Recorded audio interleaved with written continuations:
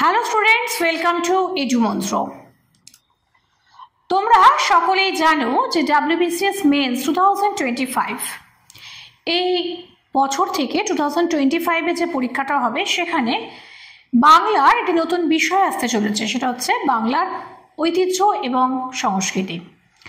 তো বাংলার ঐতিহ্য এবং সংস্কৃতির মধ্যে কি কি বিষয় থাকতে পারে সেই সম্পর্কে আমাদের অনেকেরই কিন্তু সম্যক ধারণা নেই, কিন্তু আমি নিজস্ব ভাবে কিছু বিষয় যেগুলো বাংলার একেবারে নিজস্ব সম্পদ সেই বিষয়গুলি সম্পর্কে এই সেশনে আলোচনা করছিলাম। এবং এই যে বাংলা যেগুলো নিজস্ব সম্পদ, যেগুলো শুধুমাত্র যে WBCS পড়তে গেলে জানতে হবে তা কিন্তু নয়, এগুলো আমাদের সকলেরই জানা দরকার। তো সেই সময় সেই সূত্রে আজকের আমাদের যেটা বিষয় আছে সেটা হলো বাংলার ঐতিহ্য এবং সংস্কৃতির ক্ষেত্রে কীর্তন গান, কীর্তন গানের অবদান, বাংলা গানের ধারা এবং সেই গানের ধারায় কীর্তন গানের ভূমিকা। কীর্তন তো আমরা সবাই শুনেছি, তাই না? কম বেশি বিভিন্ন জায়গাতে আমরা কীর্তন কিন্তু শুনে থাকি এবং অনেক ক্ষেত্রে আমাদের কীর্তন অনেক সময় মানে সেটা তার ঘরানা বা তার সময়কাল হিসেবে আমাদের সকলেরই কিন্তু কীর্তন গান কোনো কোনো সময় শুনতে ভালো লাগে। তো যেমন ধরো মর্নিং সেশনের ক্ষেত্রে কীর্তন গান অনেক সময় কিন্তু ভোরবেলা ভালো লাগে শুনতে। তো আমরা কিন্তু অনেকেই সেই কীর্তন গান সম্পর্কে অনেক কিছু জানি না, শুনেছি বা জেনেছি এই পর্যন্ত, কিন্তু কীর্তন গানটা কি, কেমনভাবে এসছে বা তার যে বিভিন্ন ঘরানা আছে সেগুলো সম্পর্কে আমরা কি জানি না। তো এই সেশনে আমরা এই বিষয়গুলো নিয়ে একটা আলোচনা করব। তো প্রথম যেটা আছে সেটা হচ্ছে কীর্তন হচ্ছে বাঙালির প্রাণ, বাংলার গান, বাংলার নিজস্ব গান হচ্ছে এই কীর্তন গান। এবং এই বাংলা নিজস্ব যে কীর্তন গান, এই গানের ক্ষেত্রে আমরা দেখব যে কাব্যমূলক মঙ্গলগীতি হিসেবে কীর্তন কিন্তু সর্বোৎকৃষ্ট। এখন প্রশ্ন হচ্ছে যে কাব্যমূলক মঙ্গলগীতি বলতে কি বোঝানো হচ্ছে? তো কাব্য বা মঙ্গলগীতি হচ্ছে যেটা, সেটা হচ্ছে কীর্তি বা প্রশংসা সূচক গান, অর্থাৎ অবশ্যই কারোর কীর্তি এবং প্রশংসা সূচক যে গান তাকে বলা হয় কীর্তন গান। এখন কার ভালো হবে, মানে কার কীর্তি নিয়ে আলোচনা হবে? অবশ্যই ঈশ্বরের রূপ এবং তার গুণের যশ প্রকাশের জন্য কীর্তন গান হয়ে থাকে। তো বেসিক্যালি কীর্তন গানের ক্ষেত্রে আমরা খুব বেশি করে যার নামটা পাই সেটা হচ্ছে শ্রীকৃষ্ণ, রাধিকা। এছাড়া যে ছবিতে তোমরা দেখতে পাচ্ছ চৈতন্য, শ্রী চৈতন্য এই গানকে বিশ্ববিখ্যাত করে তুলেছেন এবং শ্রীকৃষ্ণকে কেন্দ্র করেই কিন্তু এই কীর্তন গানের আবির্ভাব। অতএব শ্রীকৃষ্ণ বা শ্রী রাধিকাকে বাদ দিয়ে কিন্তু কীর্তন গানের অস্তিত্ব কিন্তু কল্পনা করা কখনোই সম্ভবপর নয়। এই গানগুলি সুপ্রাচীন কাল থেকে ভারতবর্ষের শ্রেষ্ঠতম আধ্যাত্মিক সাধনের অঙ্গ হয়ে গিয়েছে। অর্থাৎ এই গানগুলিকে প্রাচীনকাল থেকেই আমরা কিন্তু গানগুলো গেয়ে এসেছি। চণ্ডীদাসের পদ, বিদ্যাপতির পদ, পরবর্তী ক্ষেত্রে জ্ঞানদাস, গোবিন্দ দাস, এদের বলরাম দাস, এদের প্রত্যেকেরই যে গানগুলি, পদগুলি, গান বলাটা ভুল হচ্ছে, কারণ এদের যে এই যে গানগুলি, কীর্তনের গানগুলিকে কিন্তু গান বলা হয় না, এগুলিকে বলা হয় পদ। তো এই বাংলাদেশের এই চৈতন্যদেবের আবির্ভাবের পর এবং বৈষ্ণব পদাবলীর প্রভাবে কীর্তন গানের প্রচলন হয়। সুতরাং কীর্তন গানের ক্ষেত্রে আমরা যেটা মোস্টলি ইম্পর্টেন্ট বা সব থেকে বেশি গুরুত্বপূর্ণ সেটা হচ্ছে রাধা এবং কৃষ্ণ, তাদের প্রেম গীতিকাই কীর্তন নামে পরিচিত। কীর্তনের আঙ্গিক, অর্থাৎ কীর্তনের যে আঙ্গিকগুলো আছে সেই আঙ্গিকগুলোর মধ্যে কি কি আছে? কীর্তনের বাহ্যিক রূপকে কিন্তু আঙ্গিক বলা হয় এবং সেদিক থেকে কীর্তনকে কয়েক প্রকারের হয়। প্রথম হচ্ছে যেটা, সেটা হচ্ছে পদাবলী কীর্তন, অর্থাৎ রাধা এবং কৃষ্ণের যে বিভিন্ন পর্যায়, তাদের প্রেমের যে বিভিন্ন পর্যায়, যেমন পূর্বরাগ, অভিসার, মাথুর, মান, আক্ষেপানুরাগ প্রভৃতি যে পার্টগুলো সেগুলোকে আমরা বলছি পদাবলী কীর্তন। আরেকটা হচ্ছে পালা কীর্তন। পালা কীর্তনের মধ্যে এই বিষয়গুলি যে কোনো একটি বিষয়, অর্থাৎ সেগুলিকে পালা হিসেবে গাওয়া হয়। আর হচ্ছে নগর কীর্তন, অর্থাৎ এই নগর কীর্তনের ক্ষেত্রে কি হচ্ছে, ঘুরে ঘুরে যে গানগুলো গাওয়া হয়, নগরে ঘুরে ঘুরে নগর সংকীর্তন বা নগর কীর্তন করা হয় এবং ঘরে বসে একলা বা অনেকজন মিলে যৌথভাবে যে গান করা হয় তাকে বলা হয় নাম সংকীর্তন। যদিও শ্রী চৈতন্যদেব কীর্তনকে দুটি পদ্ধতিতে ভাগ করেছিলেন, একটা হচ্ছে রসকীর্তন বা লীলা কীর্তন এবং একটা হচ্ছে নাম কীর্তন। অর্থাৎ তিনি কিন্তু দুটো ভাগে ভাগ করেছিলেন, একটা হচ্ছে শ্রীকৃষ্ণের নাম নিয়ে নাম সংকীর্তন এবং এই নাম সংকীর্তনের মধ্যে নগর সংকীর্তন পড়তো। অর্থাৎ এই নাম সংকীর্তন যে কোনোভাবে করা যেতে পারে, নগরে ঘুরে ঘুরে নগর সংকীর্তন হিসেবে করা যেতে পারে, অথবা ঘরে বসে একান্তে বা বহুজনের ভাবে মিলিতভাবে নাম সংকীর্তন করা যেতে পারে। আর দ্বিতীয়ত যেটা, সেটা হচ্ছে রসকীর্তন বা লীলা কীর্তন। এক্ষেত্রে হচ্ছে কি শ্রীকৃষ্ণ এবং রাধিকার যে বিভিন্ন রস পর্যায়গুলো আছে, যেটা আগে আমি বললাম, পূর্বরাগ, অভিসার, মান, আক্ষেপানুরাগ, মাথুর প্রভৃতি বিভিন্ন পর্যায়গুলো আছে, সেই পর্যায়গুলো তো শ্রীকৃষ্ণের জীবনের বিভিন্ন পর্যায়গুলি নিয়ে যে লীলা, সেই লীলা সংকীর্তন বা লীলা রসকীর্তন। এরপরে যেটাতে আসবো সেটাতে হচ্ছে যে আমাদের কিছু এই সময়কার কিছু কোর্সের কথা আলোচনা করব। সেটা হচ্ছে WBCS 2024। WBCS 2024 পরীক্ষার জন্য যারা প্রিলিমিনারি বা মেন্স এই দুইয়ের কথাই ভাবছো, তাদের জন্য কিন্তু অনলাইন এবং অফলাইন দুরকম ক্লাসে কিন্তু শুরু হয়ে গেছে। এবং ক্লাসগুলোতে যারা এখনো ভাবছো যে কোথাও পড়বে কিনা, তাদের জন্য স্ক্রিনে দেওয়া নাম্বারে যোগাযোগ করো এবং পকেট ফ্রেন্ডলি কোর্স ফিতে তোমাদের এই ক্লাসগুলো করানো হবে। এবং বেশ কিছু সুবিধা আমরা দিচ্ছি, সেটা হচ্ছে কি, যে সুবিধাগুলো হলো তোমাদের প্রত্যেকটা টপিকের ওপর আলাদা করে আলোচনা হবে, মক টেস্টের ব্যবস্থা রয়েছে, এছাড়া ইন্ডিভিজুয়াল আমরা কেয়ারের ব্যবস্থাপনা করেছি। অর্থাৎ প্রত্যেকজন যাতে পরীক্ষায় আরও সাফল্য পায় তার জন্য কিন্তু প্রত্যেকের জন্য ইন্ডিভিজুয়াল কেয়ারের ব্যবস্থা রয়েছে। শুধুমাত্র মেন্স নয়, প্রিলিমিনারির ক্ষেত্রেও ওই একইভাবে পকেট ফ্রেন্ডলি কোর্স ফি এর মধ্যে এটা তোমরা করতে পারো। তার জন্য যেটা করতে হবে, আমাদের স্ক্রিনে দেওয়া নম্বরে ইমিডিয়েট ফোন করো। যারা এখনো পর্যন্ত ভাবছো যে আদপেও WBCS পরীক্ষা তো দেবো, কীভাবে দেবো বা কেমনভাবে প্রিপারেশন নেব, তারা কিন্তু একদম সময় নষ্ট করো না, ইমিডিয়েট যোগাযোগ করো এডুমন্ত্রে।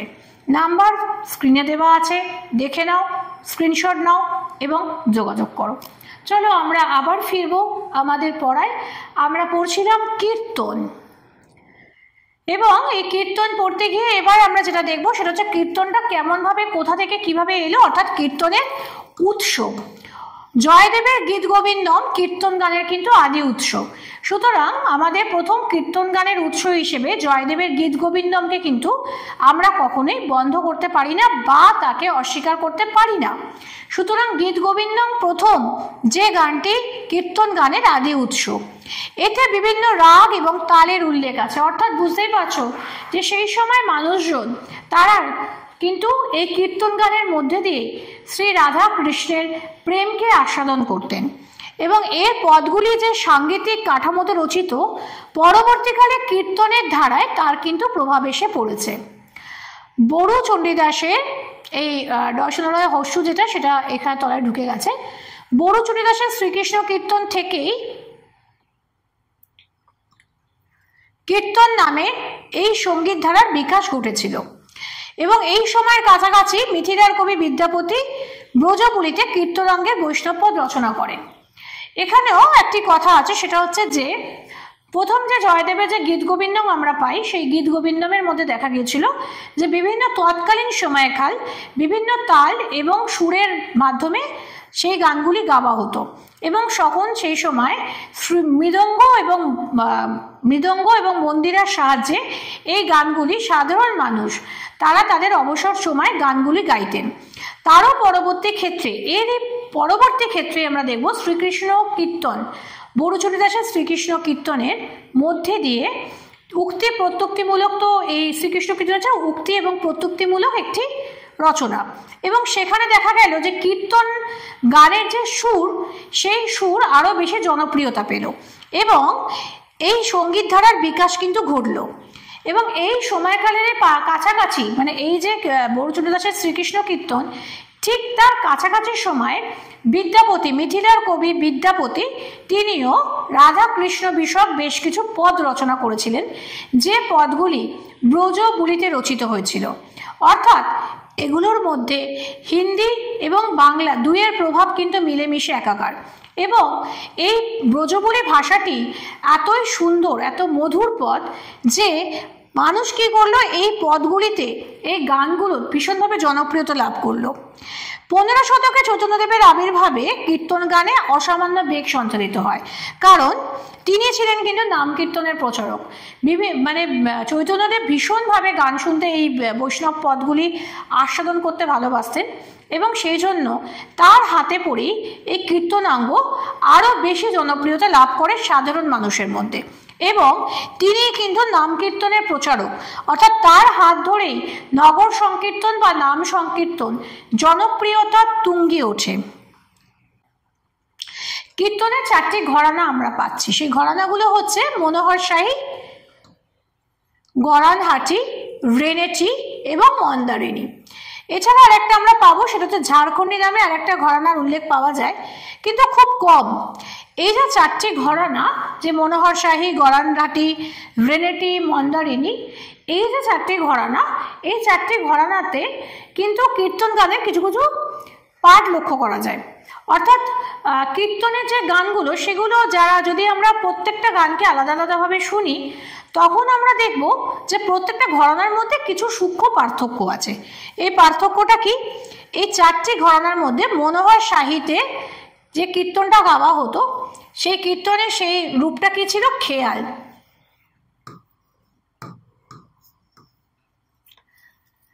গরানহাটির ক্ষেত্রে এই রূপটা কি হলো? ধ্রুপদ।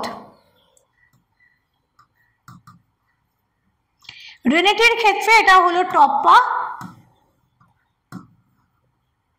আর মন্দারিনীর ক্ষেত্রে এই রূপটা হচ্ছে ঠুমরি। অর্থাৎ দেখো, প্রত্যেকটা গানের মধ্যে এক একজন এক এক রকম আঙ্গিকে গানটা নিয়ে এগোলেন। অর্থাৎ যারা মনোহরশাহী, তাদের গানের যে ঘরানা ছিল, সেই ঘরানা হচ্ছে খেয়াল। অর্থাৎ এদের ঘরানায় খেয়াল, টপ্পা, ঠুমরি, ধ্রুপদ, এদের কিন্তু ঘরানার মধ্যে বিশেষত্ব হইল। তার মানে যারা মনোহরশাহীতে গাইবেন, খেয়াল ঘরানা যখন আমরা গাইব, তখন আমরা বুঝতে পারবো যে এটা হচ্ছে মনোহরশাহী ঘরানায় গাওয়া, অর্থাৎ আঙ্গিকটা হচ্ছে, ঘরানা হচ্ছে মনোহরশাহী। এই গানই যখন, সেই একই গান যখন ধ্রুপদাঙ্গে গাওয়া হবে, তখন সেটা হবে কিন্তু গরানহাটি। দেখো, পদ তো আলাদা হয় না, পদগুলো সেই একই থাকে। সেই পদগুলোকে আমরা বিভিন্ন রূপে, বিভিন্নভাবে যখন গাইব, তখন সেই আঙ্গিকগুলো কিন্তু, ঘরানাগুলো চেঞ্জ হয়ে যাবে। তাহলে গরানহাটির ঘরানা হচ্ছে কি? ধ্রুপদাঙ্গ। রেনেটির ক্ষেত্রে সেটা টপ্প অঙ্গ, এবং মন্দারিনীর ক্ষেত্রে সেটা ঠুমরি অঙ্গ। এছাড়া ঝাড়খণ্ডে যে ঘরানা পাওয়া যায়, সেটা খুব একটা বেশি পাওয়া যায় না এই ঝাড়খণ্ডী ঘরানা সম্পর্কে, সেই কারণে আমরা খুব বেশি তথ্য কিন্তু পাই না। এই 4টি ঘরানার যথাক্রমে খেয়াল, ধ্রুপদ, টপ্পা এবং ঠুমরির প্রভাব কিন্তু রয়েছে। কীর্তন গানের এবার তাল।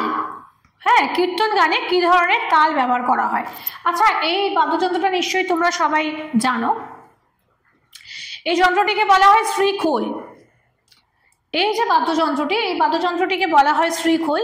কীর্তনাঙ্গের ক্ষেত্রে এই বাদ্যযন্ত্রটা কিন্তু ব্যবহার হয়, এবং এর দেখো মুখগুলো কিন্তু সরু। এটা কিন্তু ঢোল বা ঢাকের সঙ্গে কিন্তু এটা তুলনীয় নয়। এই বাদ্যযন্ত্রটিকে বলা হয় শ্রীখোল, এবং এর সঙ্গে হারমোনিয়াম। এই দুটো জিনিস কিন্তু গানের মধ্যে ভীষণভাবে, মানে কীর্তন গানে কিন্তু সবসময় চলে। কীর্তন গানের তালগুলো যেগুলো ব্যবহৃত হয়, সেটা হচ্ছে 54 মাত্রা, 108 মাত্রা, 26 এবং 9 রকমের।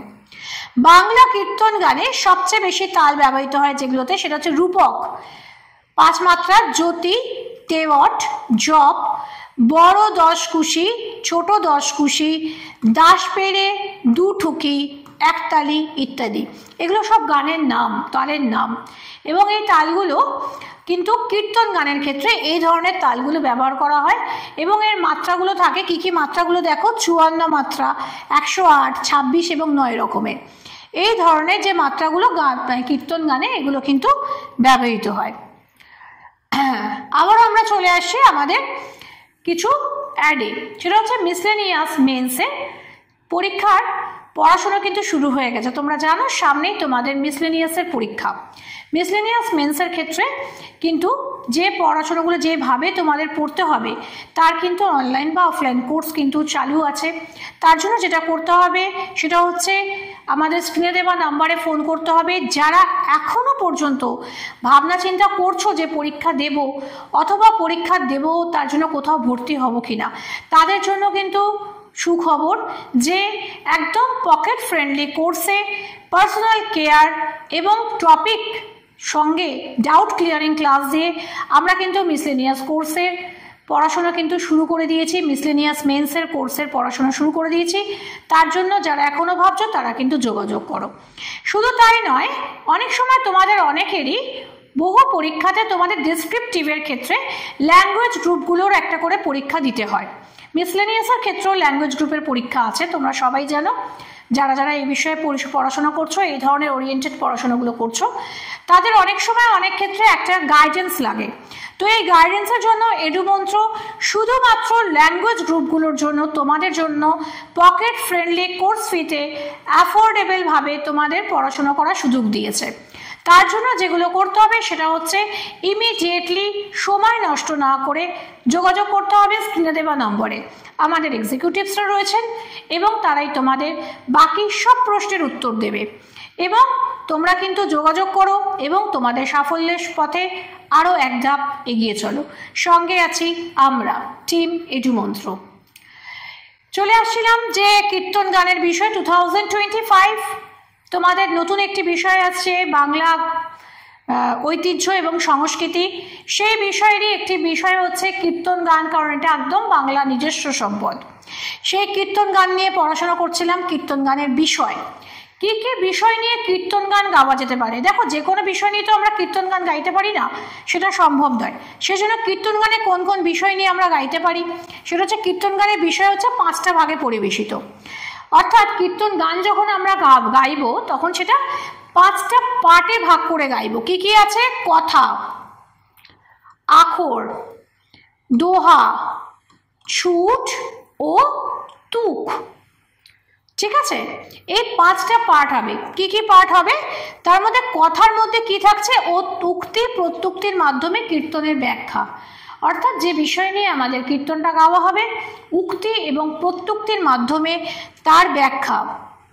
দোহায় থাকবে ছন্দবদ্ধ পথ এবং আখরে থাকবে কীর্তনের মূল কথাটি। এবং ছুট এবং তুক এই দুটো হচ্ছে কি কীর্তনের যে গান গাওয়ার সঙ্গে সঙ্গে যে সবাই মিলে যে কোরাসে যে ধরে, যে কোরাসে যে সুরটা ধরে তাকে বলা হয় ছুট এবং তুক। সুতরাং মূল বিষয় 3টে, একটা হচ্ছে কথা, একটা হচ্ছে আখর, একটা হচ্ছে দোহা। তাহলে কথার মধ্যে থাকছে কি উক্তি প্রত্যুক্তির মাধ্যমে কীর্তনের ব্যাখ্যা। দ্বিতীয়ত থাকছে হচ্ছে কি যে দোহায় থাকছে ছন্দবদ্ধ পথ, আর আখরে থাকছে কীর্তনের মূল কথা। এই হচ্ছে যে কীর্তনের গানের বিষয়। এরপরে হচ্ছে যে পদাবলী কীর্তন। তো পদাবলী কীর্তন বলতে আমরা মূল যে বিষয় সেটা হচ্ছে রাধা কৃষ্ণের প্রেম কাহিনী। রাধা এবং কৃষ্ণ এদেরকে নিয়ে সমগ্র মধ্যযুগে অসংখ্য লীলা কীর্তন রচিত হয়েছে এবং সেখানে পদাবলী সাহিত্য একটি বিশেষ মাত্রা রেখেছে।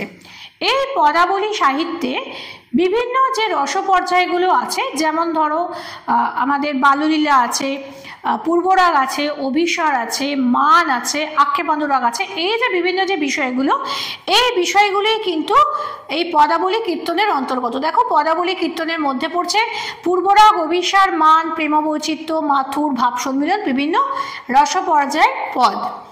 এবং যে পর্যায়ের গান গীত হোক না কেন, পালা কীর্তনের বিশেষত্ব কিন্তু মিলন। অর্থাৎ যাই হোক না কেন সেখানে কিন্তু আমাদের বাংলা সাহিত্যে এবং সংস্কৃত সাহিত্যের বিশেষত্ব হলো মধুরেণ সমাপয়েত। অর্থাৎ কখনোই কোনো কিছু মিলন দিয়েই সম্পন্ন হয়, মিলন ছাড়া বিরহ দিয়ে কোনো কিছুই সম্পন্ন হয় না। তো সুতরাং যে কোনো পালা কীর্তনের ক্ষেত্রে তার বিশেষত্ব মিলন। সুতরাং কীর্তন কিন্তু বস্তুত ভাবরসের সমৃদ্ধ সঙ্গীত, যেখানে মানুষ কিন্তু মানসিকভাবে এক অন্য জগতে পৌঁছে যায় এবং চৈতন্যদেব হচ্ছে তার সব থেকে বড় প্রমাণ। লীলা কীর্তনের মূল গায়ন কি করেন? যিনি লীলা কীর্তন গাইতে বসেছেন তিনি তার সুর, কথা, ছন্দ, তাল, বাদ্য, নৃত্য দিয়ে কীর্তনকে অপূর্ব রূপ দেন এবং মূল গায়নের পিছনে কারা থাকে? দোহার। তারা কি করে? মূল গায়নের কথাটিকে বিস্তৃতি দান করেন। কম্পিউটার তাই বিস্তৃতি বানানটি এইভাবেই দিয়েছে। অ্যাকচুয়াল বেসিক্যালি যখন লেখার সময় আমরা বিস্তৃতি বানানটি লিখব এইভাবে, কিন্তু ইলেকট্রনিক মিডিয়া সে সবসময় সব বাংলা বানানকে নেয় না। অতএব বিস্তৃতি বানানটি তোমাদের দেখলে মনে হতে পারে বানানটা ভুল আছে, বানানটা ভুল নয়। ইলেকট্রনিক মিডিয়া এই রকমই বানান দিচ্ছে, অতএব বারবার করেও আমরা চেঞ্জ করতে পারিনি, তাই বানানটা লিখে দিলাম। তো অতএব সেখানে আমরা দেখব যে লীলা কীর্তনের মূল যিনি গায়েন তিনি মূল গানটা গাইবেন এবং সেই মূল গায়নের সঙ্গে সঙ্গে কারা থাকছেন? দোহাররা, যারা কিনা এই গানের কথাটিকে বিস্তৃতি দান করবেন এবং তাদের মূল কথার বিস্তৃতি এবং গানের সঙ্গে দর্শক বা শ্রোতা, দর্শক তো হবে না এখানে, শ্রোতা অবশ্যই, কারণ এর সময় কোনো অডিও ভিজুয়াল কোনো ব্যাপার থাকে না, শুধুমাত্র অডিওটিক ব্যাপারই থাকে এবং তার মাধ্যমে তারা চলে যান এক ভিন্ন জগতে, ভিন্ন লোকে, এবং যেখানে তারা কীর্তনকে সম্পূর্ণরূপে আস্বাদন করেন। এবং তার সঙ্গে কি কি বাজে? হারমোনিয়াম এবং শ্রীখোল অবশ্যই। সে কারণে আমরা প্রথমেই শ্রীখোল তোমাদের দেখিয়েছি যে শ্রীখোল কিন্তু কীর্তন গানের কিন্তু অবিস্মরণীয় অঙ্গ। শ্রীখোল ছাড়া কখনোই কিন্তু কোনো কীর্তন কিন্তু কমপ্লিট হয় না। অর্থাৎ যদি কেউ মনে করে যে কীর্তন গান গাইব অথচ সেখানে তবলা বাজবে না, হবে না, সেখানে শ্রীখোল কিন্তু বাজাতেই হবে। চৈতন্যদেবের অবদান। আচ্ছা, চৈতন্যদেব যে সময় জন্মগ্রহণ করেছিলেন সেটা হচ্ছে ক্রান্তিকাল। ক্রান্তিকাল অর্থাৎ বাংলা, সেই সময় বাংলা সমাজের, বাঙালি সমাজের ক্রান্তিকাল। তো তিনি যে সময় জন্মগ্রহণ করেছিলেন বাঙালি সমাজ সেই সময় দ্বিধা বিভক্ত, প্রচুর পরিমাণে জাত পাত এবং উচ্চ নিচ ভেদাভেদ এত মারাত্মক রকমের প্রবল আকার ধারণ করেছিল। এবং চৈতন্যদেবের আমলে তিনি কি করলেন? সমগ্র মানুষকে এক ছাতার তলায় আনতে সমর্থ হলেন নতুন এক বৈষ্ণব ধর্ম সমন্বয়ের মাধ্যমে। বৈষ্ণব ধর্ম কিন্তু নতুন কোনো ধর্ম নয়, অর্থাৎ এই ধর্মটিকে, তিনি যে এই ধর্মটা বিষ্ণুর উপাসক যারা তাদেরকেই বৈষ্ণব বলা হয়। এবং আধুনিক কালে আমরা বিষ্ণুকে বলছি কি বিষ্ণুর উপাসক না বলে শ্রীকৃষ্ণের উপাসক যারা, বিষ্ণুরই অবতার শ্রীকৃষ্ণ, তারই যারা যারা শ্রীকৃষ্ণকে পুজো করেন, শ্রীকৃষ্ণ রাধাকে পুজো করেন, তারাই কিন্তু বৈষ্ণব বলে পরিচিত। তো এই চৈতন্যদেব কিন্তু বুঝতে পেরেছিলেন যে নারী পুরুষ এবং বয়স নির্বিশেষে সঙ্গীতের আবেদন সর্বাধিক এবং যে কোনো কঠিন বিষয়ের প্রতি অশিক্ষিত বা স্বল্প শিক্ষিত জনগণকে কিন্তু আকৃষ্ট করার সহজতম উপায় হচ্ছে যে সঙ্গীত। সুতরাং তাদেরকে যদি শক্ত শক্ত বিষয় ব্যাখ্যা করা যায় তারা অনেক সময় বুঝবে না, কারণ সেই সময় শিক্ষার প্রসারও কিন্তু খুব বেশি ছিল না বাঙালি সমাজের মধ্যে। অতএব তাদেরকে আকৃষ্ট করতে গেলে কি প্রয়োজন? সেটা হচ্ছে সঙ্গীতের মাধ্যমে তাদেরকে এক ছাদের তলায় নিয়ে আসা যায়। সেই কারণে তিনি ঈশ্বর সাধনার সহজতম পন্থা হিসেবে বেছে নিয়েছিলেন কীর্তনকে। এবং চৈতন্যদেব কীর্তনের মাধ্যমে তার আদর্শ, তার অধ্যাত্ম চিন্তা এবং তার সাম্যের ধর্ম সারা বাংলায় প্রচার করেন এবং তিনি নাম কীর্তনের পরিপূর্ণ সাংগীতিক রূপ দান করেন এবং এই গানকে অধ্যাত্ম মার্গে উন্নীত করে বাঙালির কাছে জনপ্রিয় করে তোলেন। এবং তার এই নাম সংকীর্তন এবং নগর সংকীর্তনের ধারাতেই বহু মানুষ আকৃষ্ট হয়েছে এবং বাঙালি সমাজের যে উচ্চ নিচ ভেদাভেদ এটা কিন্তু অনেকাংশে কিন্তু একটু কমের দিকে গেছে। অর্থাৎ তার আগে যা ছিল, যখন চৈতন্যদেব যখন জন্মগ্রহণ করেন বা তার সময়কালে আমরা যেভাবে বাঙালি সমাজকে দেখি, সেই সময় কিন্তু এই সময়কালে চৈতন্যের নাম সংকীর্তন বা কীর্তনের মাধ্যমে অধ্যাত্ম চিন্তার মধ্যে বহু মানুষকে নিয়ে আসা, এটা কিন্তু অবশ্যই কিন্তু খুবই গুরুত্বপূর্ণ বিষয়। 2025 WBCS এর ক্ষেত্রে এটি অনেক রকম নতুন বিষয় আসতে চলেছে এবং শুধু তাই নয়, বেশ কিছু বিষয় পুরনোভাবে চললেও আবার দেখো বেশ কিছু বিষয়ের কিছুটা সিলেবাসটা চেঞ্জ হচ্ছে বা তার পরীক্ষার প্যাটার্নটা পাল্টাচ্ছে। সেই কথা মাথায় রেখে 2025-এর যারা পরীক্ষা দেবে ভাবছো সেই সকল ছাত্রছাত্রীদের জন্য WBCS সেই সকল স্টুডেন্টদের জন্য এডুমন্ত্র কিন্তু নতুন কোর্স চালু করেছে এই কোর্সটি তোমরা যারা আগ্রহী তারা কিন্তু অবশ্যই যোগাযোগ করো। যারা এখনও ভাবছো 2025-এ আমরা পরীক্ষা দেব, তাদের জন্য স্ক্রিনে দেওয়া নাম্বারে অবশ্যই যোগাযোগ করা উচিত। এবং রেজিস্ট্রেশন কিন্তু এখনও চলছে এবং সিটসও কিন্তু লিমিটেড, অর্থাৎ প্রচুর সিট নেই, সুতরাং ভাবারও কিন্তু সময় নেই। এবং তোমাদের কথা চিন্তা করে, তোমাদের আর্থিক সংস্থানের কথা চিন্তা করে একদম pocket friendly course fee, monthly ফিজের মাধ্যমে আমরা কিন্তু এই কোর্সগুলো তোমাদের জন্য প্রোভাইড করছি। অতএব সময় নষ্ট না করে ইমিডিয়েটলি যোগাযোগ করো। শুধু তাই নয়, তার সঙ্গে সঙ্গে আরআরবি গ্রুপ ডি এর পরীক্ষা 2025-এ যে আছে তার জন্য কিন্তু পড়াশোনা শুরু হয়ে গেছে, কোর্স চালু হয়ে গেছে।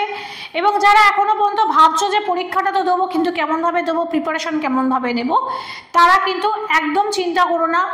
এবং কোর্স ফি এর জন্য তোমাদেরকে একদম চিন্তা করতে হবে না, প্রচুর টাকা নয়, একদম affordable course fee, pocket friendly course ফি এবং তার সঙ্গে এক গুচ্ছ সুবিধা নিয়ে এই কোর্সগুলো প্রোভাইড করছে এডুমন্ত্র। সুতরাং একদম চিন্তাভাবনা না করে যারা সরকারি চাকরি দেবে ভাবছো, পাবে ভাবছো, তারা কিন্তু এক্ষুনি যোগাযোগ করো। আমাদের স্ক্রিনে দেওয়া নাম্বার আছে, সেই নম্বরে যোগাযোগ করো। আমাদের এক্সিকিউটিভসরা রয়েছেন এ বিষয়ে তোমাদের আরও বেশি ডাউট ক্লিয়ার করে দেবেন এবং তোমরা সাফল্যের পথে এগিয়ে যাবে। সেই পথে আমরা তোমাদের সঙ্গে আছি, টিম এডুমন্ত্র। এরপরে আসবো আমরা যে বিষয়, সেটা হচ্ছে কীর্তন নিয়ে পড়াশোনা করছিলাম বা কীর্তন নিয়ে আলোচনা করছিলাম। কীর্তনের মধ্যে যেটাতে আমরা পাবো সেটা হচ্ছে নাম কীর্তন। শুধু হর এবং কৃষ্ণ এই দুটো শব্দের উচ্চারণ যখন সুর এবং ছন্দে প্রকাশ করা হয় তখনই তাকে বলা হয় কি নাম কীর্তন। অবশ্য কখনো কখনো হরে ও কৃষ্ণ মানে হরে কৃষ্ণ এই উচ্চারণের পাশাপাশি কিন্তু বিষ্ণুর অন্যান্য বিভিন্ন অবতারদের বা কৃষ্ণের অন্যান্য নাম বা রাধা নামও কিন্তু উচ্চারণ করা হয়। যেমন রাধে গোবিন্দ হরে হরে, কৃষ্ণ কৃষ্ণ হরে হরে, রাম রাম হরে হরে ইত্যাদি ধরনের নাম আমরা শুনে থাকবো। আমরা সকলেই কীর্তন শুনেছি, অল্প বিস্তর বা বেশি, সুতরাং আমরা কিন্তু এগুলো সকলেই কিন্তু আমাদের জানা। এই কীর্তনের প্রধান বাদ্য উপকরণ কিন্তু মন্দিরা। কখনো কখনো এর সাথে শ্রীখোল ব্যবহার করা হয়, কারণ যখন দেখো নাম কীর্তন ঘুরে ঘুরে যখন গান গাইবে তখন অনেক সময় কি হয় যে শ্রীখোল নিয়ে বেরোনো সম্ভবপর হয় না বা সকলের কাছে সেটা থাকে না, কিন্তু যেটা সবার কাছে থাকে সেটা হচ্ছে মন্দিরা। এর প্রধান বাদ্য উপকরণে কিন্তু মন্দিরা এবং তার সাথে শ্রীখোল থাকলে খুবই ভালো। এই কীর্তন একা বা একাধিক গায়ক বসে বসে বা ভ্রাম্যমান অবস্থাতেও কিন্তু পরিবেশন করে থাকেন। অর্থাৎ যখন আমরা দেখছি নাম সংকীর্তন, যখন আমরা বসে বসে এক জায়গায় করব তখন সেটা এককভাবেও হতে পারে বা সম্মিলিতভাবেও হতে পারে। আবার যখন আমরা ঘুরে ঘুরে করব তখন সেটা হয়ে যাবে কি নগর সংকীর্তন। চৈতন্যদেবের সময় থেকে কিন্তু কীর্তনের এই ধারাটি চালু হয়েছে। এরপরে আসছে কি লীলা কীর্তন। লীলা কীর্তনের ক্ষেত্রে মানে এই দুটো বিষয় আমরা কিন্তু আগে আলোচনা করেছি, কিন্তু এক্ষেত্রে আমরা কি করছি একটু আলাদা আলাদাভাবে কাকে বলে নাম কীর্তন এবং কাকে বলে লীলা কীর্তন সেগুলোকে আমরা আরেকটু বোঝানোর চেষ্টা করছি। লীলা কীর্তনের আরেক নাম কিন্তু পদকীর্তন বা পদাবলী কীর্তন। তাহলে দেখো যেটা লীলা কীর্তন সেটাই কিন্তু পদ কীর্তন বা পদাবলী কীর্তন। এই কীর্তনে বিষ্ণুর অষ্টম অবতার শ্রীকৃষ্ণ এবং শ্রীরাধার পার্থিব প্রেমলীলার ভিতর দিয়ে আধ্যাত্মিক দর্শন অনুধাবনের চেষ্টা করা হয় এবং গ্রন্থনার বিচারে লীলা কীর্তনকে দুই ভাগে ভাগ করা হয়। একটা হচ্ছে আখ্যান এবং আর একটা হচ্ছে ছুট কীর্তন, মানে আখ্যান কীর্তন এবং ছুট কীর্তন, যেখানে রাধা এবং কৃষ্ণের লীলাকে একটি সম্পূর্ণরূপে গল্পের মাধ্যমে দেওয়া হয়, যাকে বলা হচ্ছে আখ্যান কীর্তন। অর্থাৎ পুরো সম্পূর্ণরূপে মানে কোনো একটি নির্দিষ্ট নয়, পুরোটাই মানে পূর্বরাগ থেকে শুরু করে মাথুর পর্যন্ত বা ভাব সম্মিলন পর্যন্ত পুরোটাকে যখন আমরা একটা পাঠের মধ্যে একটা পূর্ণাঙ্গ আখ্যান গীতি হিসেবে ব্যবহার করি তখন তাকে আমরা বলছি কি আখ্যান কীর্তন। এবং যখন একটি স্বতন্ত্র ভাবকে প্রকাশ করার জন্য পৃথকভাবে যে কোনো একটি বিষয় নিয়ে যখন আমরা সেটাকে কীর্তন রচনা করছি তখন তাকে বলা হচ্ছে কি ছুট কীর্তন। এই কীর্তন কোনো আখ্যানের অংশ হিসেবে পরিচিতি লাভ করে না, মানে যে কোনো একটা ধরো পূর্বরাগ নিয়ে গান হচ্ছে বা অভিসার নিয়ে হচ্ছে এরকম ধরনের সম্পূর্ণ আখ্যান কিন্তু তোমাকে এখানে বলবে না, যে কোনো একটি বিষয় নিয়ে তোমাকে কিন্তু এখানে বলবে। এবার হচ্ছে যে কীর্তন গান কেমন ভাবে গাওয়া হবে তার নিয়ম কি কি আছে। কীর্তন গানের নিয়ম, লীলা কীর্তনে কি থাকে, একজন মূল গায়ন থাকে এবং তার সঙ্গে যারা থাকে সেটা হচ্ছে কি দোহার।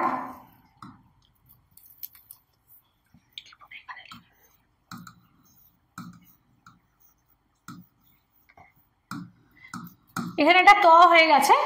দোহার মিলে শ্রীকৃষ্ণ লীলাকে প্রকাশ করেন। এই কীর্তনে নন্দ, যশোমতী, শ্রীকৃষ্ণ, রাধা, ললিতা বিভিন্ন চরিত্রগুলি চরিত্র হিসেবে উপস্থিত থাকেন না, তারা কিন্তু গানের ভিতর দিয়ে এদের কাহিনী কথোপকথন প্রকাশ করা হয়।